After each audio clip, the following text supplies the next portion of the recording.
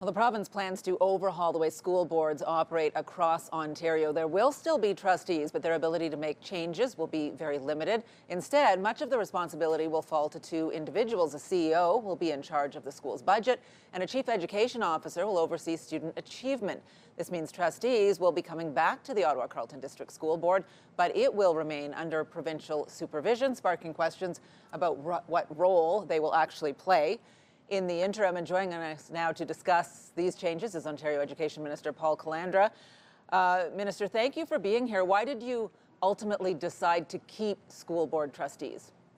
Yeah, great question. In part, it was to have some consistency in the system. As I had said, almost about a year ago, I had been contemplating changes, but I didn't want to do anything that opened up the charter or constitutional rights guaranteed the French and the Catholic system. So there was always going to be trustees in those two systems.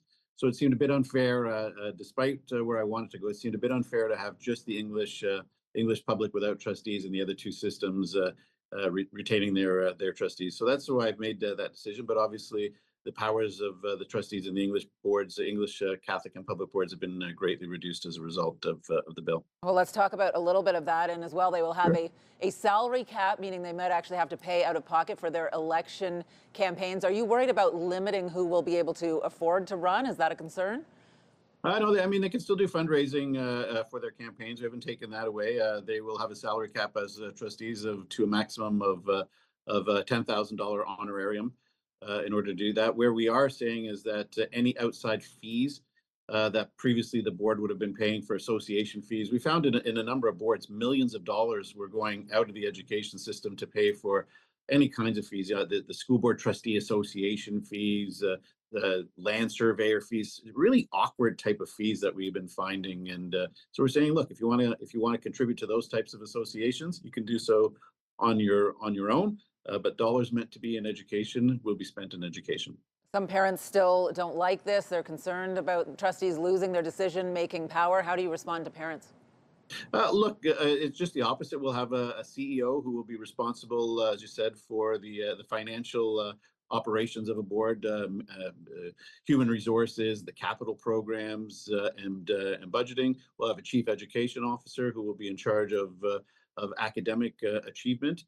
Trustees will still have a role to play in terms of advocating for their community and parents at the board. But what we've done is reduce or eliminate much of the division that was brought on by trustees. Look, Ottawa is a prime example of how trustees can sow division within a community.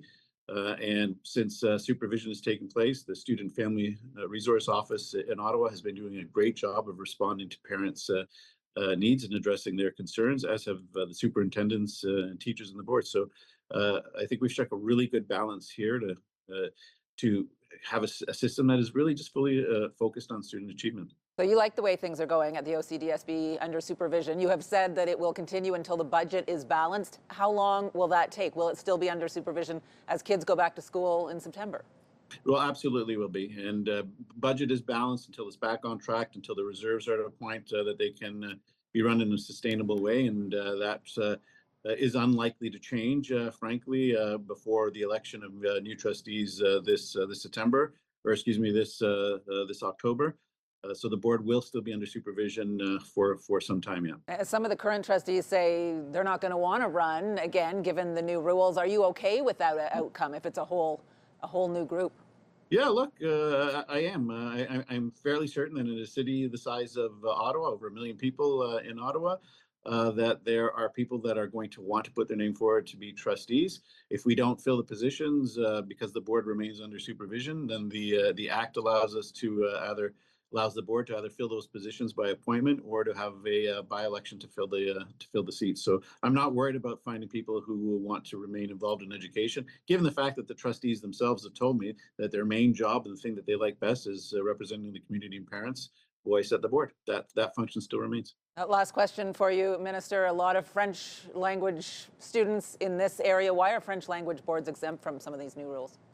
Yeah, look, they have a charter guarantee, and I didn't want to open up long constitutional and charter fights over that. And by and large, too, I will say this: the results that we're getting out of our French language boards, student achievement is much higher than we're seeing out of the public boards, both Catholic and the English public. So we, twofold.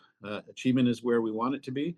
And again, as I said a year ago, I'm just not interested in opening up constitutional fights. We have to focus on student achievement across the system and some consistency, and this bill is a continuation of that.